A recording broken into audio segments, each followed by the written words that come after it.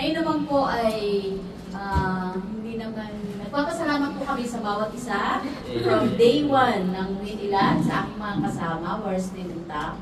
At yung isa sa amin ay nasa ibang place na, pero still may connection kami, si Christy. Darating dapat siya ngayon, si Christina Kasungsong, sa isa sa aming 4, the pillar. But then, meron na kami isa din kapalit. Nagpapasalamat kami sa Panginoon for 3 years that we encounter the glory of God. Amen. Now, bakit encounter of the church ang aming ano? Kasi naniniwala ako, without the encounter of God in our life, we are not here.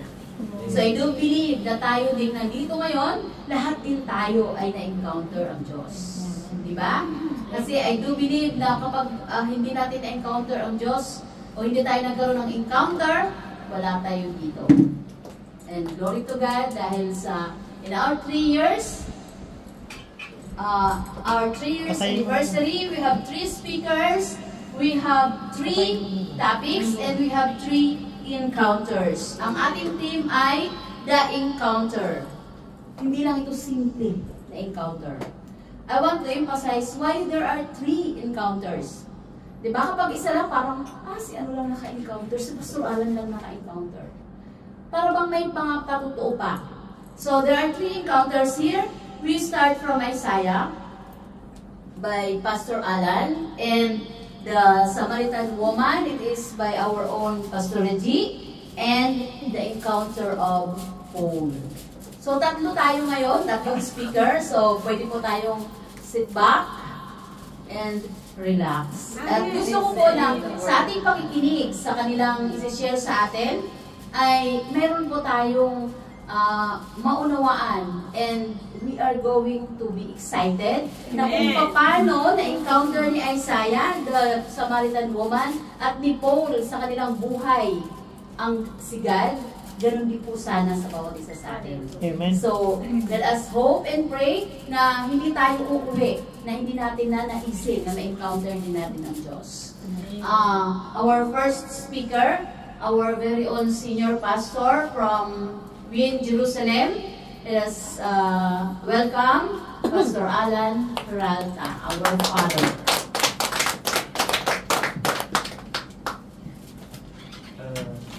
Let's pray. Lord, we thank you because you're such a good God.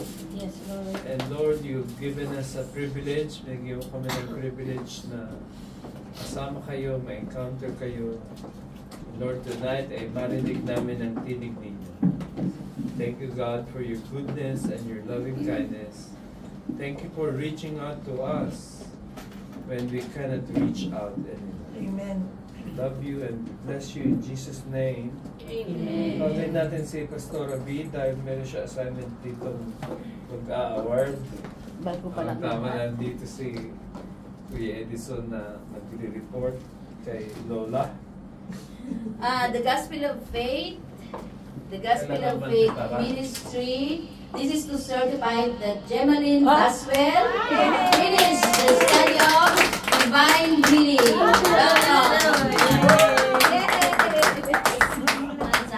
Congratulations. Masal Baka makatakpan, ano? 1, 2, 3. Maghintay ka muna doon sa baba. Huwag ka ba ng lumayas kasi meron. Then the Gospel of Faith Messenger. This is to certify that Mean or Juana has completed the study of Divine Healing. Wow! Tapos na. 1, 2, 3. Pasok na siya.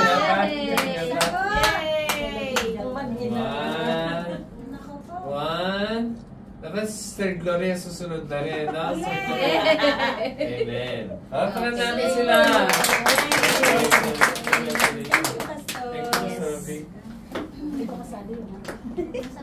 Kasama na yun? Kailangan. Let's start. Bakit kay Isaiah tayo nag-umpisa, no? Una sa lahat, si Isaiah is an Old Testament prophet. Tapos, ang sabi ng Isaiah chapter 6, nakita niya ang Lord. Nung makita niya ang Lord, anong susunod na nakita niya? Naalala mo, Master ko. Nung makita niya ang Lord, anong susunod na nakita niya? Nakita niya yung sarili niya, di ba? I'm a man of unclean lips, sabi niya. Ako ay, ang lahi ko ay mga lahi ng Marites. Palibot sa akin ay mga Marites din, di ba? I'm a man of unclean lips, and those who are surrounding me are also from with unclean lips. Kaya lang, ang gusto kong emphasize, karami rin yung PowerPoint natin. Yes po. Sige nga, bigyan mo ako ng slide. Ito yung altar of incense. Sige nga. Yung altar of incense ay dyan sinusunog yung mga insenso. Nakaamoy na ba kayo? Nakaamoy ka na ba insenso? Yung sa Old City. Meron kami member sa Jerusalem na ang tawag namin ni Pastora Melody, amoy Old City. Amoy Old City dahil nagmamasad siya palagi. Tapos ang gamit niyang oil, ang paborito niyang oil ay yung nardo. Ano yung nard? Hindi lard, Yung lard ay baboy yun Yung nard. Diba? Spiked nard. Ngayon, itong yung altar of incense, kita niyo yung picture niya, di ba? Diyan yung nagsusunog ng mga mababango. Parang sa sa temple. Sa temple, nasa holy place siya. Sa holy place. Kasi may tatlong table doon. Una ay yung table of shewbread, kung nasaan yung pinapalitin yung challah every Friday. Yung challah ay kinakain ng mga pare, di ba? Tapos, yung pangalawang equipment, yung sa harap na papunta ng Holy of Holies. Sandali lang muna. Sandali ba po? Yung pangalawa ay yung yung altar of incense, di ba? Bago papasok yung priest, pag mag-minister siya, maglalagay siya ng parang pabango, mabango yung frankincense, mabango yung mga nilalagay nilang incense para magkaroon ng, hindi naman, para maganda ang amoy ng temple, di ba? Una sa lahat may pagkain, kaya mahalaga may pagkain, Dahil, magugutom yung mga pare, Kailangan pakainin ng pare. Sermonong ka ng matindi pag wala siyang makain, Kaya tapos yung altar of incense para may amoy. Pangit naman na ang amoy ay amoy karne, di ba? Dapat amoy incense. Tapos yung last, dito sa may pinaka right side ay yung menorah. Di ba? Alam niyo yung menorah, yung 7 candlestick. Diba yung ano kaya ay 8, di ba? Ang menorah ay 7, di ba? 7. Alam niyo ni Ate Jonah dahil Hudyo yan di ba? Ayun nga ito, Pastor. Kaya ito ba? Ay, 9 naman yan. Ay, hindi. Ano kaya yan? Pag 9 mali. Ano kaya yan? Hindi, ngayon, meron akong pangalang equipment. Yung pangalawang picture ko, slide ko ay yung brazen altar. Yung brazen altar ay magkaiba doon sa isa. Bakita mo nga ulit yung altar of incense? Yung altar of incense nasa holy place. Itong brazen altar nasa outer court. Diba, sabi ko kanina, si Isaiah, na nung nakita niya ang Lord, nakita niya yung Lord na nakita niya, kakaiba, di ba? So, nito yung God na nakita niya, and the train of His robe fills the temple. Ang ibig sabihin yung laylayan ng kanyang robe, sit, ay pinupuno daw yung buong temple. Meaning, yung Lord na nakita niya, Jewish. Sit. Sino yun? Si Jesus. Sabihin na in the Isaiah pa lang, na Jesus na. Jesus is a Jewish Messiah. Jesus who Yehudi, Ulo Notzri. Alam mo ba yun? Anong pangalan mo ate? Just Jewish siya. Oh, ikaw. Just, Ha? ano ba? ang tanong? Jessie? Jesly. Jessie, ang sabi ko, si Jesus is a Jewish Messiah, hindi Christian Messiah. Yes. So, ano ibig mo sabihin? Ang nakita ni Isaiah, I see the Lord, yung Lord na pumasok sa temple, meron siyang daw sit na ganyan, na yung prayer shawl nila dati kasi, nandoon nakadikit yung mga sit-sit. Di ba ngayon, yung mga sit-sit ngayon ay nasa undershirt. Yun, kulay puti, tapos apat, di ba? 1, 2, 3, 4, di ba? Apat. Ando ate, nasa ano? Kasi ko na ito, ano?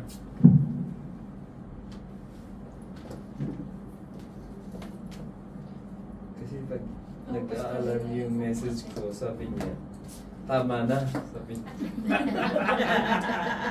Ngayon, yung Jewish, yung Lord na dumating sa temple is a Jewish king, is a Jewish Messiah. At palagi natin pinapaniwalaan yun, Jesly, na ang ating Messiah is not a Christian Messiah. It's a Jewish Messiah. Kaya kaya sabi naman ko, Joe, manim la Yeshu. Sabi ko, Ken, ani maamin le Yeshua. Sabi na, Ama, sabi na, he's Jew, but he's not God. Sa inyo, he's only a Jew. For us, Jesus is God. Amen. Sabi niya, what? Isang Jewish ang kinukonsider nyo na God? I said, yeah. We believe Yeshua is God. Dahil totoo yun. A person who dies, dies. But the person who rose from the dead is God. Amen. Walang nabubuhay na patay. Nakakita ka na ba? Anong pangalan mo, te? Dalia. Dalia, nakakita ka na ba ng patay na muling nabuhay? Wala pa akong nakita ng patay na nabuhay. Ang tatay ko ay namatay ng 2 years old ako. Hanggang ngayon, patay pa din. Ang mother ko, ano pangalan mo? Marilyn po, Pastor. Ah? Marilyn po. Marilyn, ang nanay ko namatay, I think 8 years ago or 9 years ago. Hanggang ngayon, patay pa din. Namatay siya ng nasa X-ray. Hindi na bubuhay ang mga tao. Pero pag may nabuhay na maguli, hindi siya tao. Naintindihan mga ate. Ano pa nga ulit? Isha. Ha? Isha. Isha. Isha. Isha. Isha? Sa amin mayroon kaming Nisha. Nisha. Bahista. Ngayon, ito ang gusto kong ipakita. Yung brazen altar ay nasa outer court. Pagka sinabi natin court, anong court ng Aisha? Anong tinutukoy ko na court? Basketball court? Football court? Anong tinutukoy ko yung court? Temple court. No? Ibig sabihin, nasaan ang temple? Sis Aisha, naalala mo ba? Nasa ilan ba ang temple? No. Ang temple ay nasa Harabay. Nakapunta ka na ng Harabay? Yeah. Ang Harabay ay nandun yung Kipat Zahab. Nandun yung Golden Dome. Nakapunta ka na doon, di ba? Diba dito yung, dito yung... Wishing wall. Wishing Wall. Wailing Wall. Hindi to Wishing Wall, Wailing Wall. Yeah. Kaya pag napunta ka doon para nag-wish ka, no? Ito yung, bakit ba ako sabi, nandito lang pala ito. Ito yung hotel, di ba? Hotel Maravi. Ito yung daanan ng pupunta ng Temple Mount. To, yan, may security area dyan. Yan, papasok doon, papunta sa loob. Yan, makakapunta ka doon sa, Nasaan yung dome dito? Ba't di ko Wala makita? wala dyan. Pinutol eh. Nasanggahan ng... Naputol. Tinanggal nila. Tinanggal Naputol. ba? Di basta natakpan Hindi siguro. kasi merong ano dito eh. Opo, basta. Kita mo siya. Wala doon nakikita May sa moose side. dyan. Pero ang ibig sabihin, nandyan siya. Ito yung sa taas yan, di Behind ba? that place. Kaya yan yung Temple Mount. Yung brazen altar, di ba, tinutungkol kong tatlong equipment kanina, ay nasa loob ng holy place. Ito nasa labas. Di ba sabi ni Isaiah, marami ang bibig ko dahil magmaritis tong mga taong kasama ko, pati ako maritis din, di ba? Kaya alam mo, anong ginawa ng angel? Ang ginawa ng angel, kumuha siya ng coals from the altar. Hindi altar of incense, pakibalik nga. Hindi dito, sa coal dyan, dito siya kumuha, sa coal ng, sige nga, sa brazen altar. Basta anong pagkakaiba niya? Dito sa kabila, wag yan, wala. Sapa. Sapa. Sa labas. Yun lang yun. Tatlo walang brazen at saka instead. Balik ka doon sa incense. Doon sa incense, Ayan po, incense yan. incense ba yan? Aba. Wala siya dito. Itong incense na ito, Wala pa. ay may coal din siya, di ba? Pero hindi dito kinuha yung, yan ang gusto ko. Hindi niya kinuha yung, doon sa isa, sa brazen altar, kinuha yung, balik yung brazen altar. Dito sa brazen altar, kinuha yung coal na idinakit sa bibig ni Isaiah. Basta random mo nandun sa coal na naglinis ng bibig ni Isaiah. Ang nandun sa coal ay ito. Sabi niyo mabuti, this is very significant sa encounter natin sa Lord. Man. Ito, yung coal na yon ay napatakan ng dugo ng mga hayop. At ang nag-clean ng puso at lips ng tao, hindi yung hayop, kundi yung dugo ng hayop. And it's a very beautiful picture, Ate Jonah, ng ginawa ni Jesus Christ sa cross. When He died on the cross and shed His own blood, we receive forgiveness for our sins. Amen. Ibig sabihin, nung may dumanak na dugo, napatawad tayo. Ang sabi ng Bible sa Book of Hebrews, Ate Jonah, without the shedding of the blood, there's no forgiveness of sins. Ito ang highlight ng encounter natin sa Lord.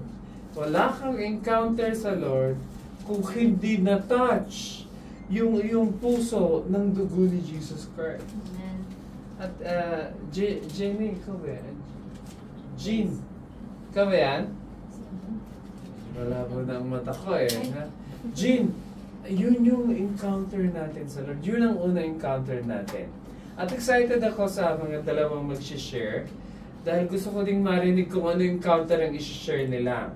At in the end, pagkatapos ng Samaritan woman at ni Apostle Paul, ay gusto kong pakinggan din si Pastora B para i-summarize niya kung ano yung connection nung tatlong encounter natin sa Lord.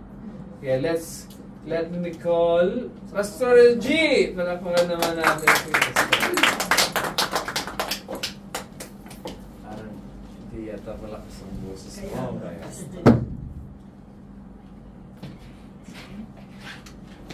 Excited po ba tayo? Ano ba ito buksan? Hello? Hello? Hello? Sorry, wala niyan sa amin. Hallelujah. Excited ba tayo magpatuloy makinig? Amen. Isa nga ang sigaw ng hallelujah? Hallelujah. Amen. Salamat sa Panginoon. Nandito po kayong lahat. At alam ko po na hindi aksidente na nandito kayo dahil nais ng Lord na marinig ninyo yung encounter ng wing ilat. Bakit nagkaroon po ng wing ilat? Amen. So, yung po ating narinig na una ay nagsimula po doon sa kay Isaiah. Dinampian daw po ng anghel yung labi ni Isaiah at nilinis.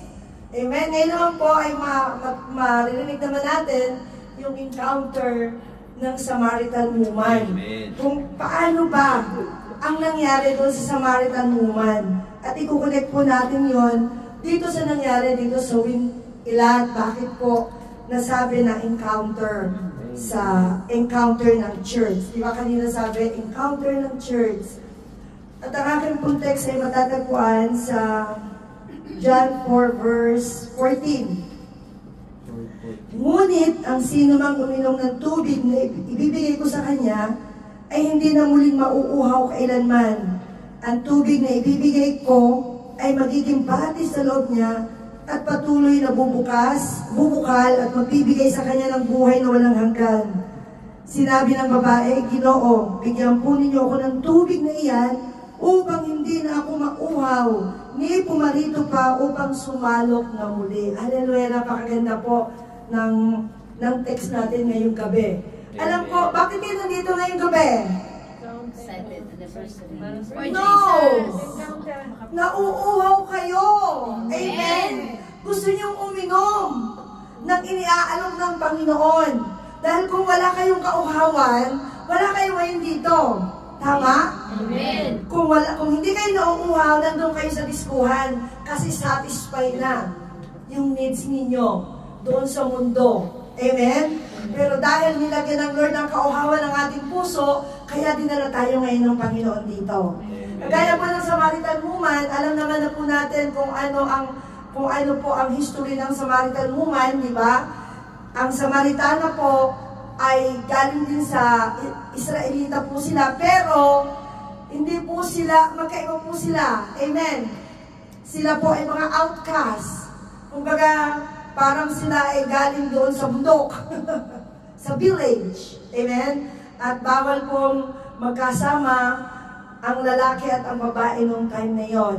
At nagulat po yung mga alagad ni Jesus dahil ang sabi po, bakit daw po ang guro ay nakikipag-usap sa isang babae?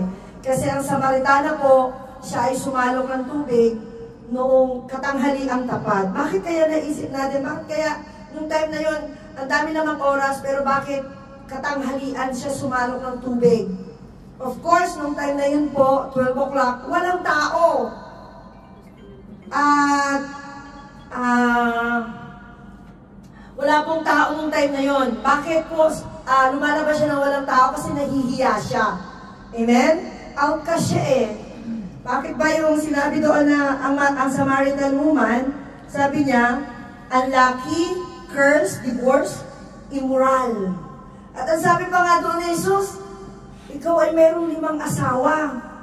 Totoo ba yun? Tayo ba meron din 5 asawa? Sana. Marami po tayong asawa nung tayo ay makasalanan pa. Alam niyo po, meron din akong encounter sa Panginoon, gusto kong ikwento sa inyo, kagaya ng isang Samaritan woman. Amen. Sabi ng Samaritan woman, ay sabi ni Jesus, sino mang uminom ng tubig na ibibigay ko sa kanya, hindi na muling mauuhaw pa. At nung time na yon, ako po ay uhaw na uhaw.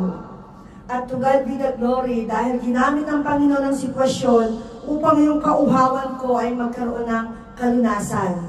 At sabi ko po, Lord, gusto kong uminom ng tubig na ibinibigay mo sa akin. I received Jesus November. Nabautismuhan po ako ng November 28, 2003, 2002. After ko pong mabautismuhan, dumating po sa akin ang pinakamatinding pagsubok sa aking buhay, na sumubok sa aking pananampalataya, na tatanggapin ko ba yung iniaalok ng Panginoon na living water. Kristiyano na po ako that time, ilang months pa lang, gumuho po yung bahay namin na tinitirhan, 2-story building. At nandun po kami mag-ina, at ako lang po ang survivor doon. Namatay po yung aking anak. Imagine mo nung sinabi ko, Lord, gusto kong inumin yung binibigay mong tubig sa akin. Pero dumating yung pagsubok sa akin. Kung ikaw kaya, binibigyan ka ng tubig at bigla na lamang merong sumapak sa'yo, maiinom mo pa ba yung tubig na yon? No, di ba? Uunahin mo yung nararamdaman mo kasi sinapak ka eh. Ba't ba ako sinapak? Hindi mo na ako iinom ng tubig. Amen? Pero the minute po na nangyari yung yung aksidente sa akin, doon ko na-encounter ang Lord. Lord, kahit ganito nangyari sa akin, still I accept the living water. Iinumin ko pa rin siya. Amen? Sabi ko, Lord, iinumin ko pa rin siya kagaya ng Samaritan woman. Sabi ko na Samaritan woman, Ginoo, bigyan po ninyo ako ng tubig na yan upang hindi na ako muling mauhaw pa. At the minute na tinanggap ko po yung tubig na yon, tinanggap po ang Panginoong Jesus sa aking buhay as Lord and Savior, natanggal yung aking kauhawan spiritually. Kahit na nangyari po yon, namatay yung aking anak, still, nag-continue po ako sa paglingkod sa Panginoon. Kagaya ng Samaritan woman, di ba? Noon pong na-encounter ng Samaritan woman si Jesus doon sa well, pagkatapos po nila ng conversation at tinanggap niya yung living water, siya po ay umalis at ipinahayag niya kung ano ang ginawa ng Panginoong Jesus sa kanya. I think itong Samaritan woman, ang the first woman evangelist, Pastor, di po ba? Di ba? Dahil siya yung unang-unang pinagpakilanlan ng Panginoong Jesus na siya ay Misaya. Siya yung kauna-unahan. Amen. Kaya po sabi po dito, meron po akong 3 na isi-share sa inyo kasi 10 minutes lang binigay sa amin, kaya mabilis lang. So sabi po dito, what we learn from Samaritan when she received the living water. Ano po ba? Yung ma-aral na ating ma-receive nung tinanggap po ng Samaritan woman itong living water na ito. Ano daw ba? Sabi niya rito, when she received the living water, God called the Samaritan woman for, ano daw? Nang tinanggap natin si Jesus Christ, yun yung time na tinanggap natin yung living water na in-offer sa atin ng Panginoon. Amen? Akala natin wala nang purpose ang buhay natin. Akala natin, ang buhay natin, nagtatapos na lang doon sa tinanggap natin si Jesus. Right? Kasi kung baga parang, punta tayo sa church, diba? Parang baliwala na lang sa atin ang church kasi tinanggap mo na si Jesus Christ as Lord and Savior. Pero hindi natin alam, nang tinanggap natin si Jesus Christ bilang Panginoon tagapagligtas, meron palang purpose sa kingdom ng Lord ang ating buhay. Amen? So ngayon na nalaman nyo na nang tinanggap natin yung living water na in-offer sa atin ni Jesus, meron ang purpose ng buhay natin. I pray na this is the beginning. I pray na ma-encounter nyo ang Lord ngayong oras na ito. At sa mga darating na araw, makikita pa rin namin kayo dito. Amen. Hindi lang ngayon dahil na-invite tayo. Hindi lang yun na pinagbigyan natin si Pastor Rabi. Kung hindi na unawaan natin na tinanggap natin si Jesus Christ, meron palang purpose ang aking buhay sa kingdom of God. Amen? Pangalawa po, ano daw yung pangalawa? God sees and hears her. Nakita ng Panginoon at narinig ng Panginoon si Samaritan woman. Amen? Kaya nang siya'y humayo at ipinahayag ang salita ng Diyos sa ibang mga tao, marami siyang nadala sa kingdom of God. Amen. So, ikumpara po natin yung ating buhay sa Samaritan woman. Lord, hindi pala ako outcast lang. Lord, hindi ako cursed. Hindi ako divorced. Nakipag-divorce ako doon sa aking 5 asawa. Ano yung 5 asawa na sinasabi dito? Yung po ay yung mga kasalanan na ating ginagawa. Nung tayo tinanggap natin yung living water, si Jesus Christ, nakipag-divorce na tayo doon sa mga asawa natin, sa mga kasalanan. Hindi na tayo namumuhay na kasama ang kasalanan. Amen? Itinakwil na natin ang kasalanan sa ating buhay. Amen? Ano pa raw? Noon daw na-encounter ng Samaritan woman, si Jesus Christ na nagbibigay ng living water, sabi niya, a fresh start is always possible. Akala natin, porque tayo makasalanan, porque tayo ay nadapa, o nakagawa tayo ng hindi maganda, akala natin, wala nang doon nagtatapos ang buhay natin. Pero the minute na tanggapin natin yung living water na ino-offer sa atin ng Panginoon, sabi niya, a fresh start is always possible. Wow! Fresh start daw pala sa ating buhay. So ngayong gabi, naunawaan po ba natin kung paano na-encounter ng Samaritana na ito ang Panginoon, nagkaroon ng pagbabago sa kanyang buhay. Amen? Nung tinanggap niya yung offer ng Panginoon na living water, nalaman niya na meron palang purpose ang kanyang buhay. Kaya nung time na yun, na-receive niya ang living water, hindi na siya nagtatago. Hindi na siya umigib ng katanghaliang tapat. Lumalabas na siya. Hindi na siya nahihiya. Amen? Amen. Kasi, unti-unti siyang binabago ng Panginoon. Amen. Yung buhay natin na dating makasalanan, ay binalutan ng Panginoon ang kanyang banal na dugo. Kaya yung karumihan mo, yung kasalanan mo, hindi na yan nakikita ng Panginoon sa iyo.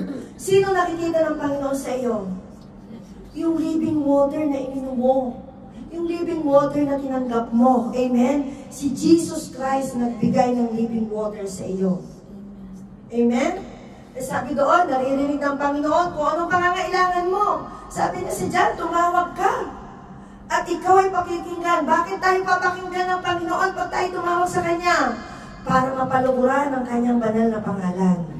Diba? Kaya starting today, kung hindi tayo tumatawag sa pangalan ng Panginoong Hesus, tumawag na tayo. Siguradong sasagutin tayo ng Panginoon. Diba? Who call on the name of the Lord will be saved. At paano daw ba natin tatanggapin ang living water? Of course, mananalangin tayo. Magbabasa tayo ng Biblia. Amen? Magpupuri tayo sa Panginoon. Yun po ay napaka-importante. At para lalo tayo lumago, of course, binigyan po tayo ng family of God. At nandito po tayo sa ilat para po matulungan tayo sa ating spiritual na pamumuhay. Kaya kung meron po kayong mga question, meron po kayong mga prayer na nangailangan ng panalangin, nandito po yung ating pastora, siya po ay willing. Amen? May nakuha po ba tayo ngayong gabi? Living God, ng mansid, ng Samaritan woman, yung living water, ano po ang napatunayan niya? Ano po ang naunawaan niya? Nagkaroon daw na? Nagkaroon ng purpose sa kanyang buhay sa kingdom ng Panginoon. Pangalawa? Nakita siya ng Panginoon at siya dinidinig ng Panginoon sa tuwing siya tatawag. Amen. At ang pangatlo, nalaman niya na sa kabila ng lahat ng kanyang mga kasalanan ay meron palang fresh start. Amen. Thank you po sa inyong lahat. God bless you. Amen.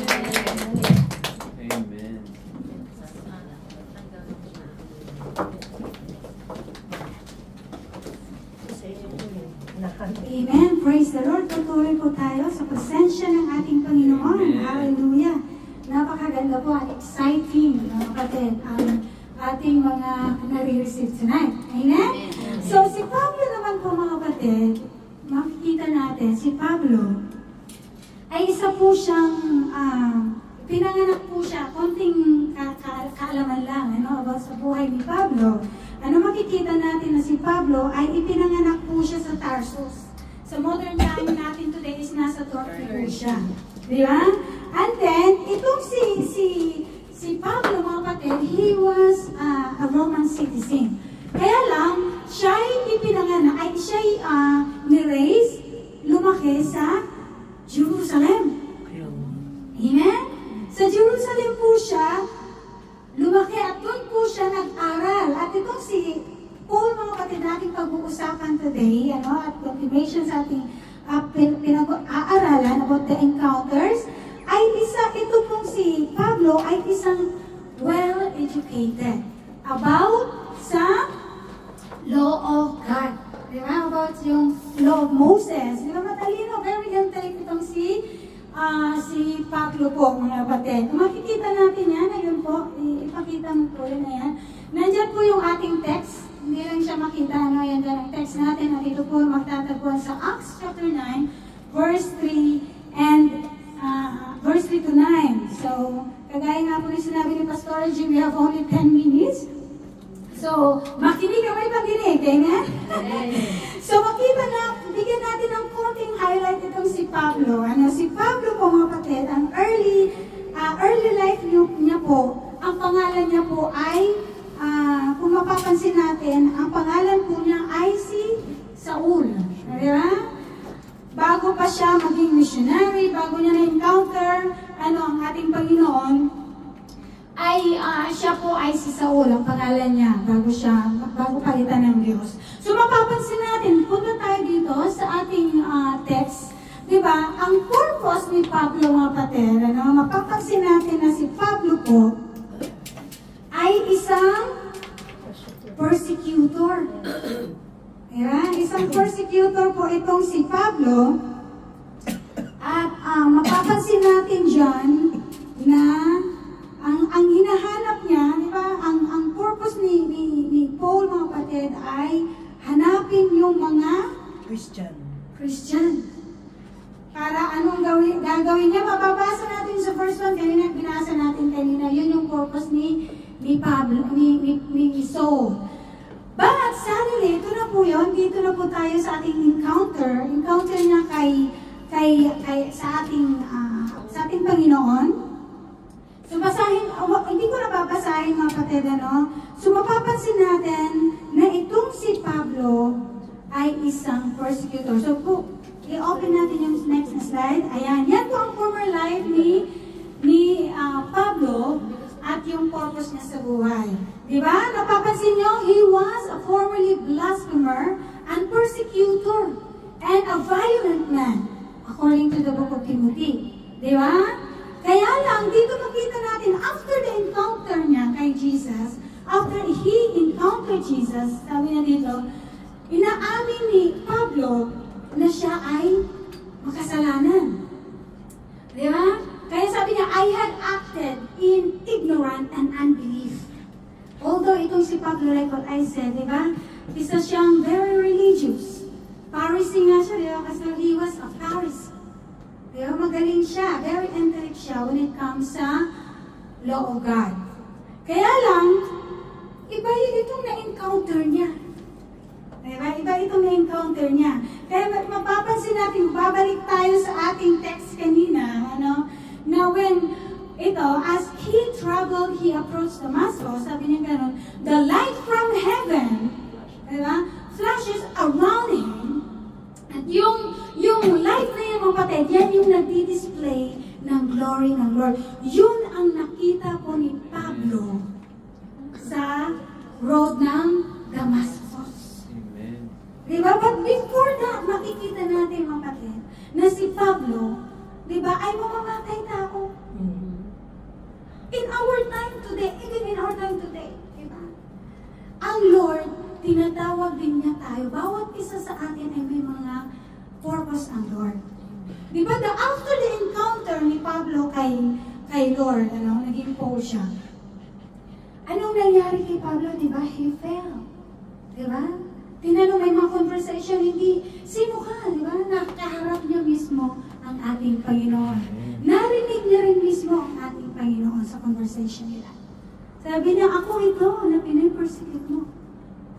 Di ba? Maybe some of us, na tayo din, may mga kanya-kanya tayong ma-encounter. Di ba?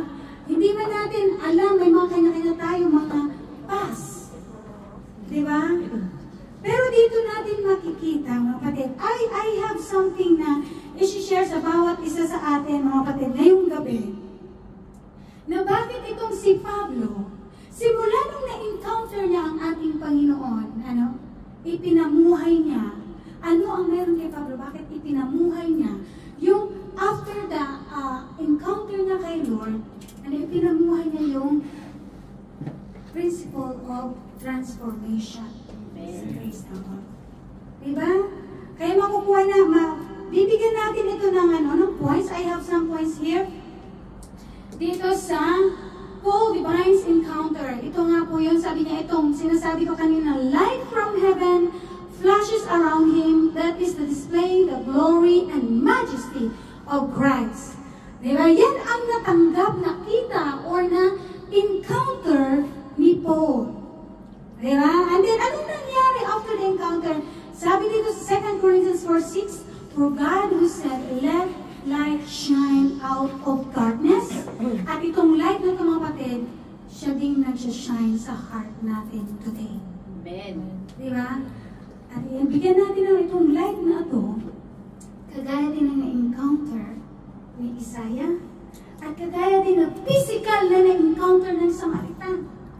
Dito, flashes is nagdi-display ng glory ni Jesus. Amen. Inamin ni Jesus dito, ako ito, di ba? Sabi niya kay Pablo. I am Jesus whom you persecuted. Diba? So mapapansin natin, sabi na ito, itong light na ito, mga kapatid, ay nagbigay ng, balik muna doon sis, itong light na ito, nagbigay ng liwanag sa ating mga puso. Diba? At itong light na ito, mga kapatid, ay nagbibigay knowledge about God's law. Sige, next natin, kasi we have only 10 minutes. And then, itong light na ito, that Paul encounter, mga kapatid, ay nagdi-demonstrate ito ng power of God's grace of a saving people. Makikita natin, si Pablo po, mga kapatid, the moment that he encountered Jesus Christ, he immediately understand the grace of a saving God. The grace of God. Diba? Nakita natin, sabi na dito sa Ephesians chapter 4, it is by grace you have been saved. Amen. Yan ang naintindihan mabuti ni Pablo, ang kanyang, yung encounter niya, the moment that he encountered Jesus Christ, he understand. Nakita din niya na, diba, na nung pagkatumba niya, yung natumba siya because of that light, mga kapatid, nagpapahayag yun, that he accepted that he is a sinner and he need Jesus. Like us. Walang righteous na isa man sa mundong ito. Only Jesus. Di ba kayo naintindihan mabuti ni Pablo? Kaya siya nagpatuloy, After 3 days, di ba, makita natin yung ginawa ni Pablo. Kaya yan po, paano daw naligtas si Pablo? By grace of God. The same as well in our time today. Di ba na, naligtas ba tayo dahil sa ginawa natin mabuti? Of course not. We have been saved by grace through our faith to Jesus. Yan po ang dahilan, mga kapatid, na tayo ay ligtas, hindi dahil tayo ay nakagawa ng mabuti or dahil tayo ay mabuti. Amen? Kaya dyan, ma-encounter natin ang power of God's grace, mga kapatid. Pinapahayag dito na ang kaligtasan natin or lahat ng ginagawa natin, kahit sa aming mga pagtayo dito, yung mga ginagawa natin, everything in the church, is all about grace of God. Amen. We cannot stand here in our own. Amen. Diba? Hindi tayo makakatay dito sa sarili natin. We are depending to the grace of God. Amen. Kaya pag may humahad lang sa iyo, ayoko magpagamit kasi ganito pa yung buhay ko. Kailan pa? Hindi tayo mababago pag tinitignan natin ang ating sarili. Amen. Amen? Just say yes. Amen? Praise God. And then, according to the Romans, ito pa ang naintindihan mabuti ni Pablo, sabi niya, the law was brought in so that the trespass might increase. But, where sin increased? Kung saan daw dumadami, nakikita mo yung kasalanan mo, nag-i-increase din ang grace ng ating Panginoon. Amen. The more you see yourself na marami tayong nakikita ng mga kasalanan natin, always remember the grace of God. The grace of God is sufficient. Hallelujah. Amen? And then number 2, next slide please. Ayan, the light that Paul encountered demonstrated God's divine, intervention. May ginawa ba si Pablo doon? Diba? Ang plano ni Pablo ay pupunta siya dun sa Damascus, papatayin niya ang manghuhuli ng mga Christians. Pero in that way, yung kaligtasan, ang pagiging bago ni Pablo, mga kapatid, ay naintindihan niya mabuti na ito'y hindi dahil sa kanyang ginagawang mabuti. Or, kasi nakita niya masama siya, di ba? Pinapatay niya, pinipersecute niya ang Lord. But this is God's divine intervention. Ang salvation natin, mga kapatid, ang pagiging bago natin, kagaya ng 2 Corinthians 5:17, that if anyone he is in Christ, he is a new creation. Kaya lang, mga kapatid, hindi natin ito ma-apply. Bakit? Like always, we see ourselves. Tinitingnan kasi natin yung ating sarili. Amen? Kaya ano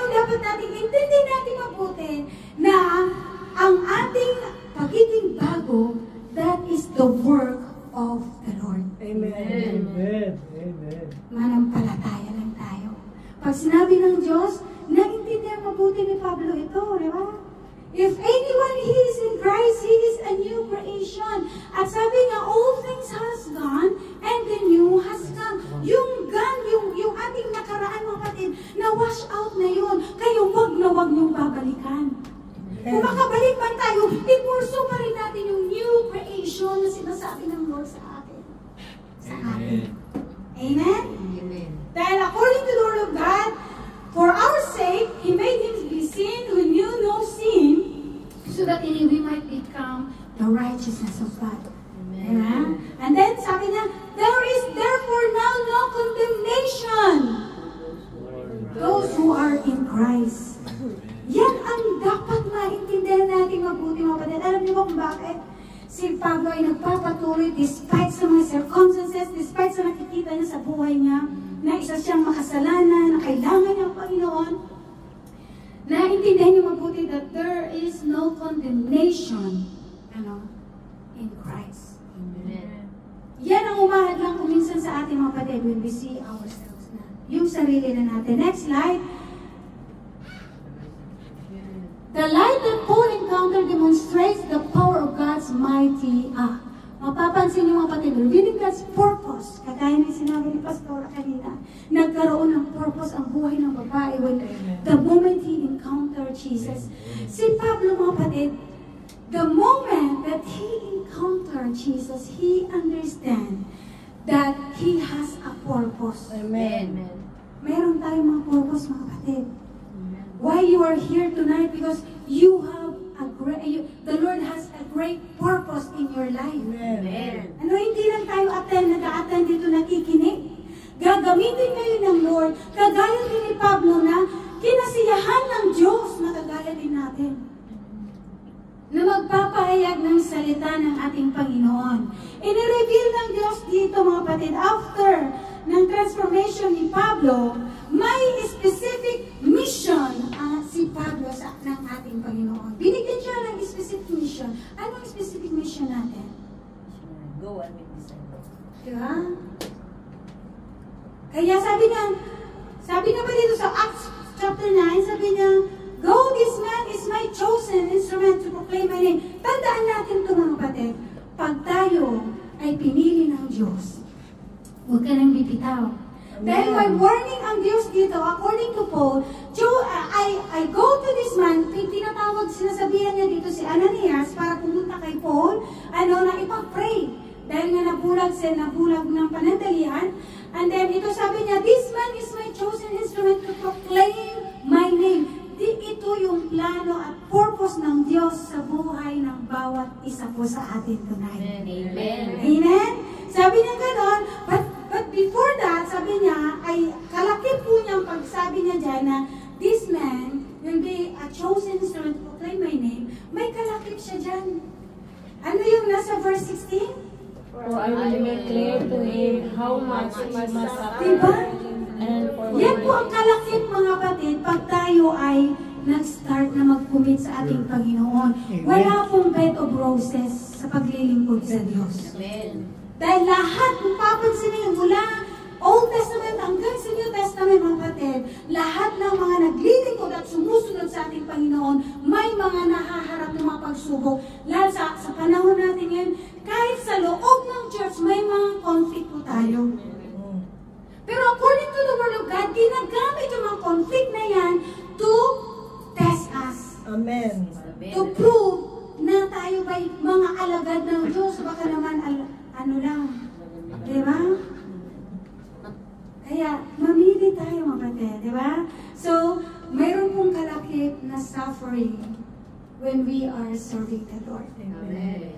Diba? And makita natin itong last na the life that Paul encounters demonstrate the empowerment of the Holy Spirit. Very important po mga kapatid, na pag tayo ay nagpagamit kay Lord, or yung magkukumit kay Lord, napakahalaga po that we are led by the Holy Spirit. Amen. Diba? Kasi wala pong pagalingan. Kasi pag once na hindi tayo lead ng Holy Spirit mga kapatid, may possible na magyayabang tayo. Amen. Diba? of this gospel. Ano ba to? Napakaganda ng purpose ni Pablo. Ano yung, kahit hindi ko nasusundin yung aking, yung aking, PowerPoint kasi parang lumabas na yata ako, di ba? So, ang number one na in-encourage sa atin ni Pablo, na tinuturo sa atin ng ating Panginoon, yung ginawa ng Lord na despite sa ano man ang sitwasyon ni Paul, pinili siya ng Diyos. Amen. Kagaya din sa atin, siguro marami tayong mga struggle sa buhay, bakit hindi tayo makapaglingkod? Because there's a lot na yung nakikita natin sa ating sarili. Si Pablo, nagpatuloy siya sa paglilingkod. Why? Because ipinamuhay niya po. Pinamuhay ni Pablo ang principle of transformation with action. Kaya ganun din po tayo, kung ano ang sinasabi ng Diyos sa atin, gawin po natin. Amen. Amen? Kahit sino ka pa, ano man yung nakikita mo, tandaan natin, you need to follow Christ. You need to lakaran natin kung ano ang tingin ng ating Panginoon sa atin, hindi yung ating paningin. Dahil pag tayo, kasalanan ang nakikita ng ating mga mata. Pero, pag si Lord ang sinunod natin, mga kapatid, makikita natin na yung mamumuhay tayo sa kanyang salita. Amen. Ayun po mayroon po tayong nakuha. Amen. 5 minutes. Okay pa po ba tayo? Amen. Magsabi nga tayo ng thank you. Thank you. Sa ating mga speakers. Diba? Napakagandang pakinggan na hindi lang isa. Hindi lang dalawa, pero tatlo. Amen. Bakit nga ba? There are 3 encounter and we are going to summarize it together. Can we? Okay. Hindi natin, parang hindi ako lang. Kasi nakinig lang din ako eh. Sa totoo lang, hindi lang kayo, ako rin nagulat. Kagabi lang sinabi ni Pastor na isa-summarize ko sila. Parang, ako lang ba? Tayo, sabay-sabay tayo ha. Sabi nito, it describes a life-changing encounter with God. Basahin nga natin. It describes a life-changing encounter with God that reveals truth, exposes the heart, and guides the person. Diba? Lahat sila yung tatlo na yun. Si Isaiah, the woman, at si Paul, na-redirect ang kanilang buhay, hindi ba? Nagbago. So, mayroon silang connection sa isa't isa. Iisa lang ang Diyos na kanilang na-encounter. May it be in the Old Testament, may it be in the time of Jesus, and may it be after the resurrection. Diba? Amen. Here we are. Si Isaiah, nakita natin, sabi ni Pastor Alan, nung nakita niya doon sa blazing altar, yung holiness of God, binago siya. Di ba? Nabago siya. Pero tingnan mo, nakita niya, na-encounter niya, nakita niya eyes to eyes through his vision. Di ba? Maliwanag na sa atin, nung makita niya, sabi niya, makasalanan ako. At nilinis siya through the coal. Paliwanag ni Pastor Alan sa atin, and thank you Pastor Alan. And next is John. In John 4, si Samaritan woman, sabi ni Pastora G kanina, sabi niya, makasalanan din siya. Sabi ni Jesus Christ, ikaw ay ganito, ikaw ay ganito. Sabi ng Samaritan, sino siya? Diba? Narinig natin, sino nga ba siya? Sino siya? Okay. Ang babae ay makasalanan, pero sino ang nagpakilala sa kanya? Hindi nila kilala si Jesus Christ nung araw na yun. Bakit? Pari-parehas lang sila. Amen. Diba? Samaritan naman siya ay Hudyo, pero ang sabi niya, bakit? Sino ka? Ang sabi ni Jesus Christ doon, I am He who's speaking to you. Nagpakilala siya personal. So this is the personal encounter of the sinner. Sino ang sinner? Sa atin, sino ang sinner? Tayo. So pag na-encounter pala natin ang Lord, ay may posibilidad na ma-encounter natin ang Lord even if we are a sinner. Like the Samaritan woman. And the next, sino dito? Nakita niyo yung light? Sabi ni Pastora, di ba? Ano daw yung light na yon? Jesus. Okay. The glory of The Lord. Si Jesus mismo. Doon sa light na yon, wala silang nakita. Sabi ng mga kasama ni Pablo, sino yung nagsalita? Ano nangyari kay Pablo dito? Natumba siya. At nung natumba siya, nawalan siya, ano siya, sabi niya, sino kayo? Ang sabi ng Diyos, may nakatanda ba doon? Ako, I am who you are persecuted. Nagsalita ang light na yan. Tapos after that, nung bumangon siya, hindi na siya makabangon mag-isa dahil nabulag na siya. That is also an encounter. But this time, he is already a risen Christ. Diba? Si Paul, nang na-encounter ni Paul, ay wala na si Jesus Christ. Patay na. So bago si Jesus Christ ipanganak, sabi ni Pastor Alan doon kay Isaiah, si Jesus pa rin yun dahil meron siyang sitsis. Noon sa panahon ng Samaritan woman, buhay pa si Jesus Christ, hindi pa napapanganak pero nagkaroon ng encounter. But in time of Paul, wala na. Kasi pinipersecute na niya yung mga disipulo. Pinapapatay niya para pumunta. Ang purpose niya sa pagpunta niya sa Damascus para tuligsain, para parusahan ang mga sumusunod. But let us see, there is an encounter that changed the life of Paul. Okay, next. Sabay-sabay tayo, the common thread. Bakit? Ano ba yung encounter nila? There is a divine encounter. Kahit hindi sabihin, di ba, kay ano, mayroon silang divine or they encountered God. Then, a revelation of the truth. Kapag nakita natin ang Diyos, kapag na-encounter natin ang Diyos, doon natin nalalaman ang katotohanan. Nakon? So then, a personal transformation. Si Isaiah, nagbago, sabi ni Isaiah, here I am. Nung na-encounter niya, send me. Dito naman kay Paul, ang sabi ng babae, siya siguro ang Jesus Christ. Saan siya ang first disciple. Pumunta siya, ipinagkalat niya agad na siya ang Messiah.